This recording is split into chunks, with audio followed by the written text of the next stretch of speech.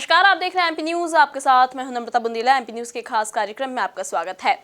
मध्य प्रदेश में होने वाले उपचुनाव के लिए बीजेपी और कांग्रेस दोनों की ही साख दांव पर लगी हुई है और दोनों ही पार्टियां जोर शोर से अपनी तैयारियां कर रही हैं, वो भी सोशल डिस्टेंसिंग के साथ। अब देखने वाली बात होगी कि किस तरह की रणनीति ये दोनों पार्टियां बना पाती हैं। हमारे संवाददाता संदीप इस वक्त हमसे जुड़े हुए हैं। संदीप, हम आपसे जानना चाहेंगे कि कांग्रेस तो आने वाले उपचुनाव के लिए पीके फॉर्मूला अपनाने जा रही है, लेकिन अगर हम बीजेपी की बात करें तो बीजेपी का क्या फॉर्मूला और क्या रणनीति तैयार हुई है? बिल्कुल, देखिए नम्रता कि अब मध्य प्रदेश में जो है 24 सीटों पर उपचुनाव होने वाले हैं और ये चुनाव काफ़ी नज़दीक है और ऐसे में कांग्रेस और बीजेपी दोनों ही पार्टियों ने जो है अपनी अपनी तैयारियां तेज कर दी। एक तरफ जहां पर कांग्रेस की अगर बात करें तो खुद पूर्व मुख्यमंत्री और कांग्रेस के प्रदेश अध्यक्ष कमलनाथ जहां पर मध्य प्रदेश के उपचुनाव में प्रशांत किशोर की मदद लेने वाले हैं। साथ ही साथ जिन जिन सीटों पर उपचुनाव होने वाले हैं वहाँ पर पूर्व मंत्रियों को जो है उन्होंने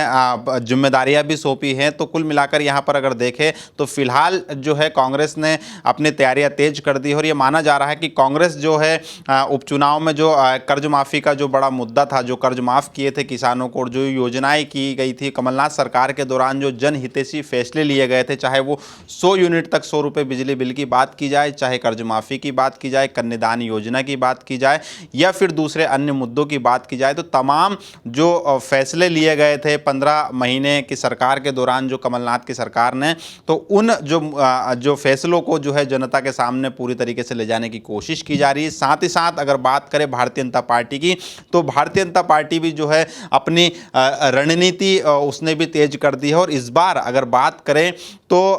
नम्रता सबसे बड़ी बात यह है कि यहाँ पर उपचुनाव पूरी तरीके से बदला हुआ नजर आएगा, क्योंकि पिछली बार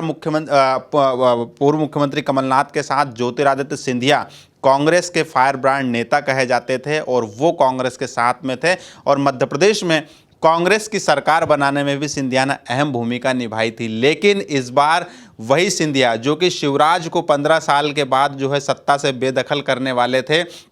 वही सिंधिया अब शिवराज सिंह चौहान के साथ नज़र आ रहे हैं, क्योंकि भारतीय जनता पार्टी के वो नेता बन गए हैं और ऐसे में अब जो है मध्य प्रदेश में जो मुकाबला है वो कमलनाथ वर्सेस सिंधिया का और कमलनाथ वर्सेस शिवराज का, यानी कि शिवराज और सिंधिया मिलकर यहाँ पर कमलनाथ को टक्कर देते हुए नजर आएंगे। लेकिन अगर बात करें तो यहाँ पर भारतीय जनता पार्टी पूरी तरीके से जो 24 सीटों पर उपचुनाव होने वाले हैं वहाँ पर संघ की जो रिपोर्ट है उसको भी कलेक्ट कर रही है और पूरी तरीके से यहाँ पर कार्यकर्ताओं के साथ जनता के बीच में समन्वय बैठाया जा रहा है, जनता के बीच में संपर्क साधा जा रहा है। और सबसे अहम बात यह है कि जब से चौथी बार मध्य प्रदेश में शिवराज सरकार बनी है नम्रता, उस दौरान क्या क्या फैसले लिए गए हैं वो जनता के सामने लाने की कोशिश की जा रही है। साथ ही साथ सबसे बड़ा हथियार मोदी सरकार के दौरान जो फैसले लिए गए हैं उन फैसलों को भी जनता के सामने पहुंचाने की पूरी कोशिश की जा रही है। तो कुल मिलाकर हम कह सकते हैं कि यहाँ पर एक तरफ कांग्रेस जो है पूर्व मुख्यमंत्री कमलनाथ के नेतृत्व में एक बार फिर मध्य प्रदेश में वापसी की कोशिश में लगी हुई, तो वहीं दूसरी तरफ शिवराज सिंह चौहान यानी कि भारतीय जनता पार्टी और शिवराज सिंह चौहान जो है सिंधिया के साथ कंधे से कंधा मिलाकर मध्य प्रदेश में जो है 24 सीटों पर उपचुनाव जीतकर अपनी सरकार को जो है पूरी तरीके से मजबूत बनाने की कोशिश में लगे हुए हैं। जी बिल्कुल, तो जहां कांग्रेस पार्टी के नेता अपनी सूझबूझ भरी राजनीति के साथ वापस सत्ता में आने की तैयारी कर रहे हैं, तो वहीं बीजेपी कांग्रेस को रोकने में पूरी तरह से लगी हुई है। अब देखने वाली बात होगी कि दोनों ही पार्टियां किस तरह से अपनी जिम्मेदारियां संभाल पाती हैं। लेकिन संदीप, इसके आगे हम ये भी जानना चाहेंगे कि हर बार तो जो चुनाव होते थे उसमें लोगों के बीच में जाकर तालमेल बैठाया जाता था, लोगों को समझाइश दी जाती थी और अपने अपने पक्ष में वोट देने के लिए लोगों को में सामंजस्य बैठाया जाता था। लेकिन इस बार चुनाव जो है वो बिल्कुल अलग होने वाले हैं। सोशल डिस्टेंसिंग के साथ ये चुनाव है और खास तौर पर सोशल मीडिया पर पूरी तरह आधारित है। तो किस तरह की परेशानियां इस बार राजनीतिक पार्टियों को उठानी पड़ सकती है?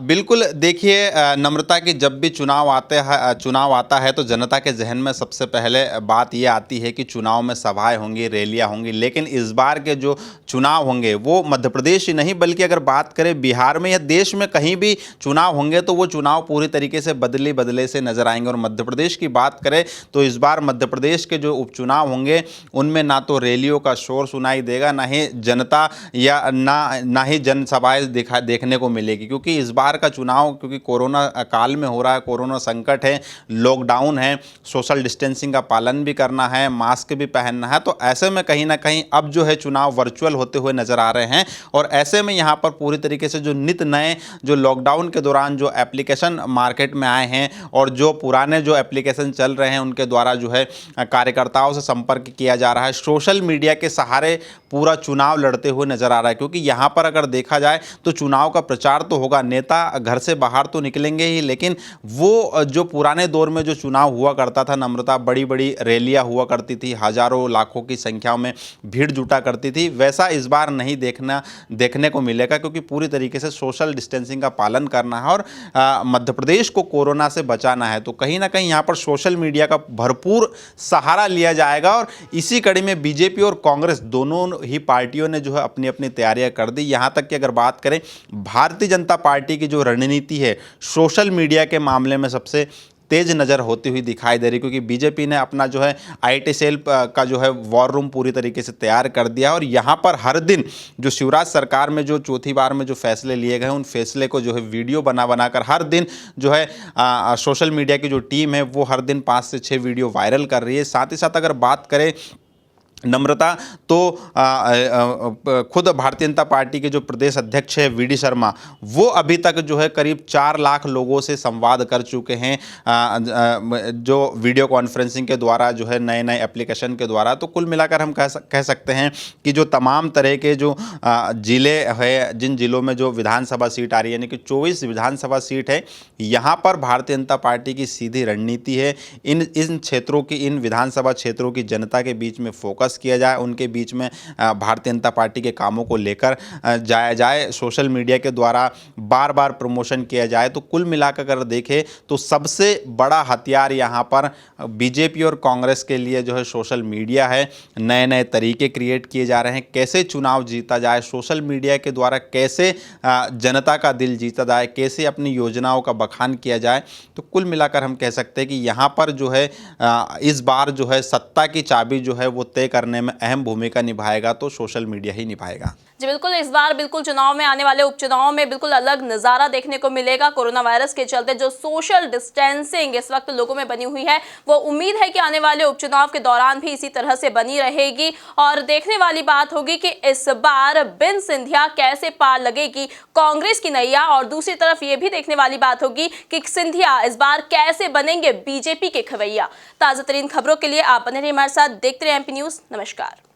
MP की नब्ज, MP का हाल, मध्य प्रदेश की हर खबर MP न्यूज़ TV के साथ। लगातार खबरों के लिए सब्सक्राइब करें हमारा YouTube channel MP news TV। Latest updates के लिए बेल आइकन दबाना जरा भी न भूलें।